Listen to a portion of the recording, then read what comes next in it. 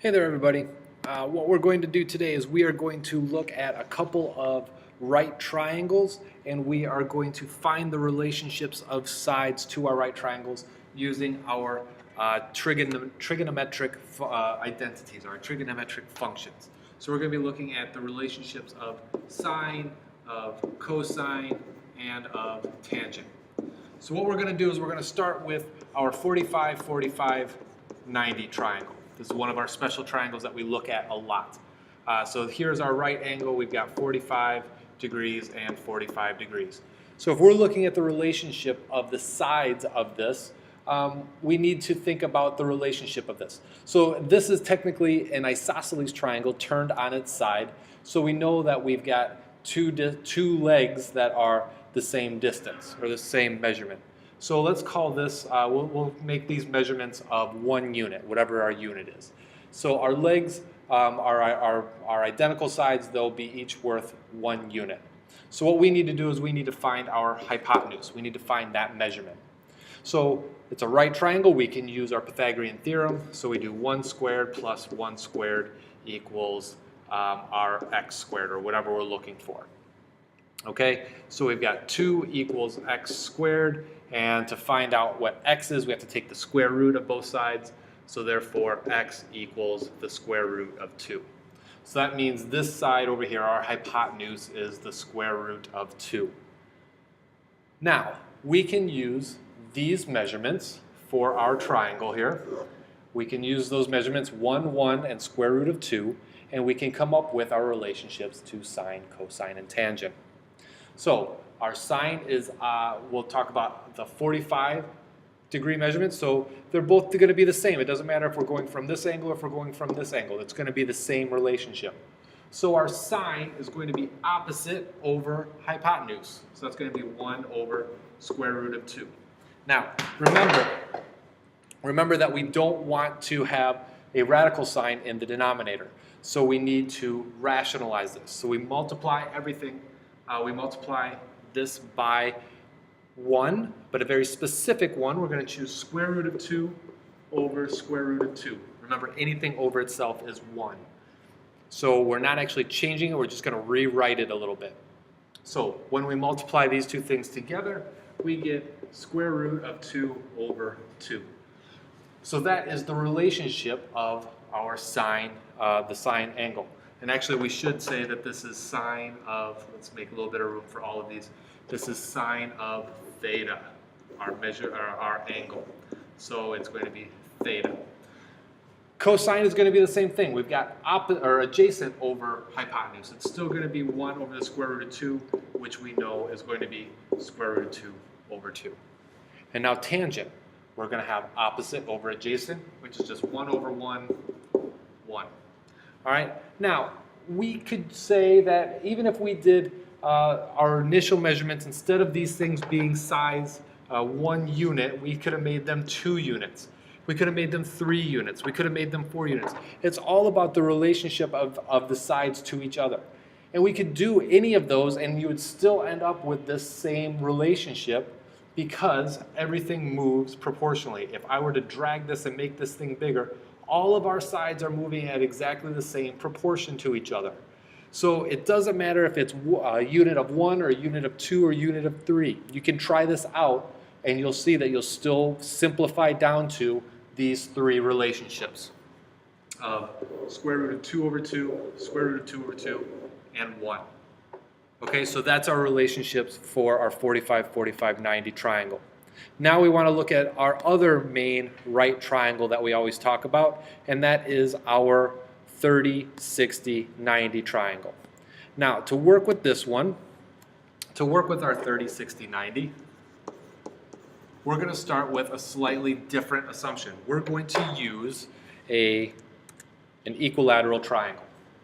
So an equilateral triangle is going to be one that is the same measurements, all of our angles are the same, and all of our sides are the same.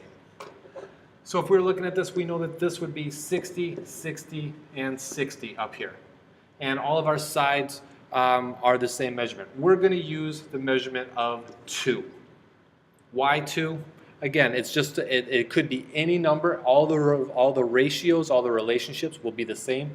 We're just going to use 2 because it's a nice, easy number that when you see how this works out, it will simplify nicely.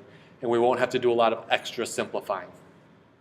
So if our sides were 2, that means that's for our equilateral triangle. But again, we are just focusing on the blue triangle. We're just going to focus on the 30, 60, 90 triangle. So by dropping this line right down here in the middle, we're finding the altitude, the height of this thing. And that's going to cut our base into two pieces. So we're going to have a measurement of 1 here and a measurement of 1 here.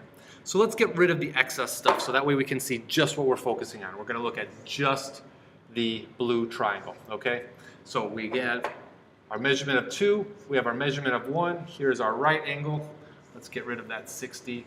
We know that this now is going to be 30 up here because that altitude split it in half, split the angle in half. So we need to find out what this side is. We need to know what that height is. We can't find that from what we've done. We don't know that automatically from what we've done. So we use again, our Pythagorean Theorem.